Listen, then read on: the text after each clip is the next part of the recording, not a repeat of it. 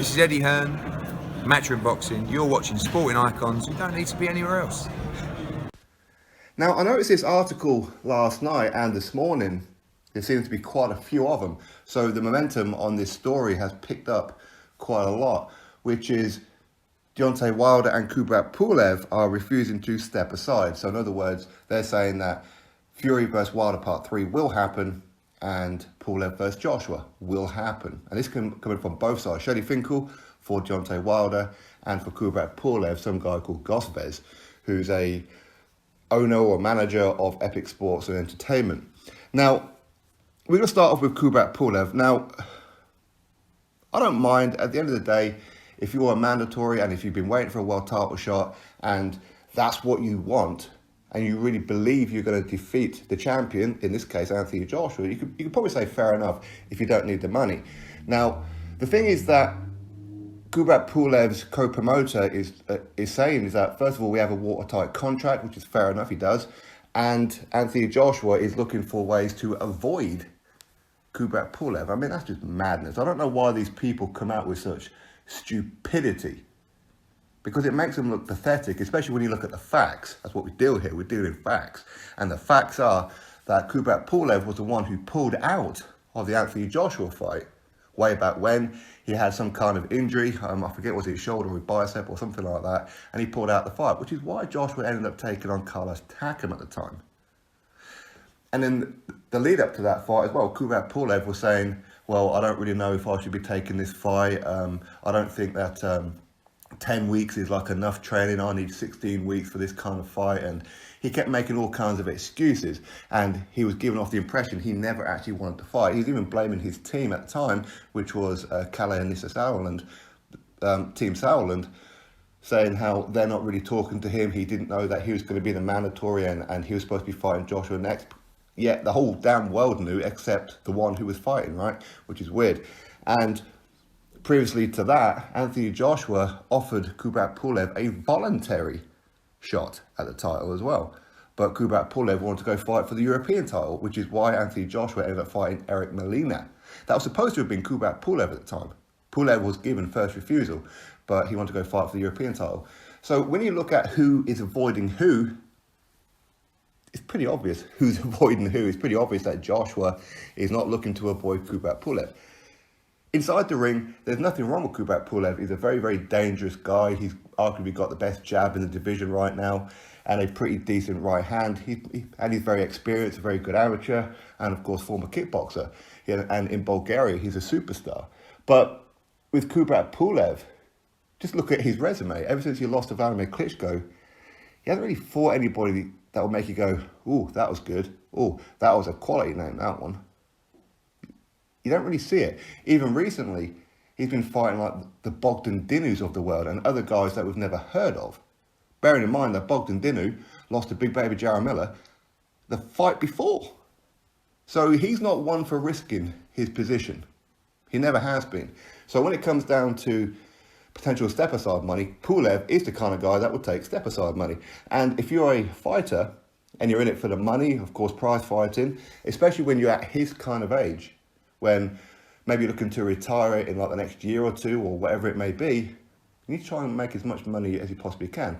Don't get me wrong, Kubrat Pulev is doing okay financially, but if you are offered the opportunity to step aside, Pulev is the kind of guy that should be stepping aside, because you get paid pretty much the same amount of money, or not far off it, that you would do to take the fight.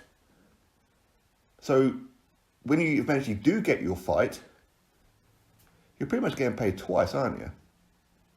Anyway, there's that one. Now, with Deontay Wilder, it's a case of Shelley Finkel. He's saying that, again, he's got a contract. There's no reason to step aside. We haven't had these kind of discussions about step aside, all that kind of stuff. Now, can we blame Deontay Wilder for activating the rematch and putting a block on Joshua and Fury, for example? Because that's the fight that Joshua and Fury want to do. They want to fight each other. Fury doesn't want to have to go face Deontay Wilder for a third time. He finds him boring. He finds him too easy. Much like Joshua doesn't want to go fight Kubrat Pulev when there's an option there to get Undisputed. Ultimately, that's what the fans want. The fans want Undisputed. But of course, when you look at it, Is that Deontay Wilder's problem? No, not really. But I think most people realise that that fight is pointless. A Fury Wilder 3 is pointless. We've seen them fight twice. We know who the better man is, and that's Tyson Fury. All you've got with Deontay Wilder is a puncher's chance. That's all you've got with him. That's it. So people don't really want to see it, and they know fine well, even if somehow he managed to pull it out of the bag and beat Tyson Fury, he's going to get that belt again, then hold it hostage again. He's not interested in Undisputed, so he's holding up the heavyweight division. And that seems to be the problem for a lot of people, because people just want to see Undisputed. If Joshua and Fury can fight, okay, the winner is going to end up having to be stripped of a couple of belts.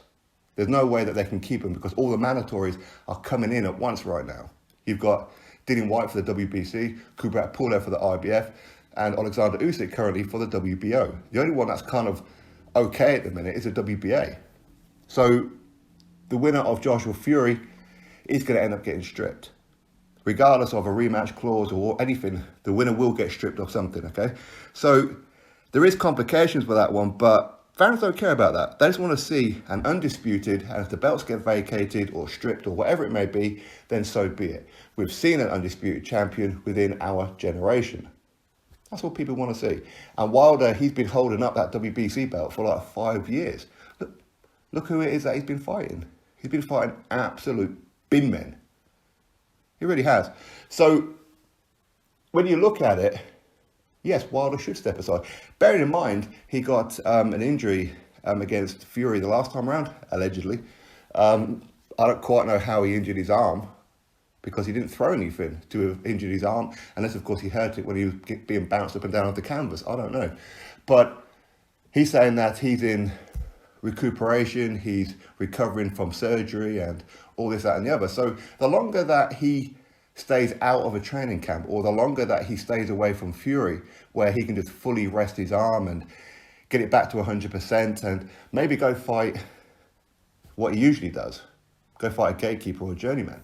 Go do that in preparation for Tyson Fury. Give himself more time to learn more things, to be more confident of trying these new things. And of course, get paid very, very well for stepping aside when he can go fight the winner. It makes more sense, doesn't it? But in my opinion, I think a lot of it is down to the fact of Wilder. He doesn't care about what the fans want. He never has. If he did, he would have accepted 120 million to be taken on Anthony Joshua, but he didn't want to do it. He was never interested in Undisputed. He avoids the fighters like Dillian Whyte. He avoided Alexander Povetkin. He avoided the Klitschko brothers. So, do we want him as champion? No, because we know he's going to be holding up the division, and that's kind of the problem. And I think a lot of fans, even some Deontay Wilder fans, can recognise that. So, but he's not really interested in Undisputed. He's just not. So there's no point in him becoming champion again. No point whatsoever. But again, what kind of chance do you give him against Fury in the third fight? You can only give him a puncher's chance. He may try a few more tricks, and he may learn a few more things in training. But to be honest, I think he probably knows a lot of these skills and that anyway, just that he just can't do them. On live fight night, he just can't do them. And even if he did in the next fight against Fury, he'll only be doing it for like the first round or two. And then as soon as Fury starts to get on top of him, he'll revert to type. And then Fury will just take over, pummel him, and stop him again. But anyway, I mean, what can you do? I think a lot of it is also down to the fact that Wilder, and especially Shelley Finkel, don't want Anthony Joshua in an Undisputed fight. They don't want to risk it. Because Wilder, he's always been talking about one face, one name, one champion, it's blah, blah, blah. Complete hogwash. But I think that Shelley Finkel, he doesn't want Eddie Hearn to promote an Undisputed fight. Again, we can look at it where questions have been asked of Frank Warren, who is Tyson Fury's UK promoter, and said that, have you approached or thought about offering Deontay Wilder step-aside money? And he goes, no. That's disappointing. Why would you not even offer? Why would you not even try? At least try, and if they decline it, then we know it's all Wilder's side. Because at the end of the day, they can't step aside unless there's an offer coming through. But maybe this kind of situation can be forced with both Wilder and Pulev, being that they're both non-Brits. So if the border restrictions are still up, Fury and Joshua, they've got to fight. If boxing is allowed here in the UK, which by the looks of it is, then if you can't have international flights coming in or international flights going out, these guys have got to be looking at it and go, but we need to fight. We need to fight someone. It's not our fault. We're not refusing to fight Pulev. We're not refusing to fight Deontay Wilder. It's just that we can't because of the international bans.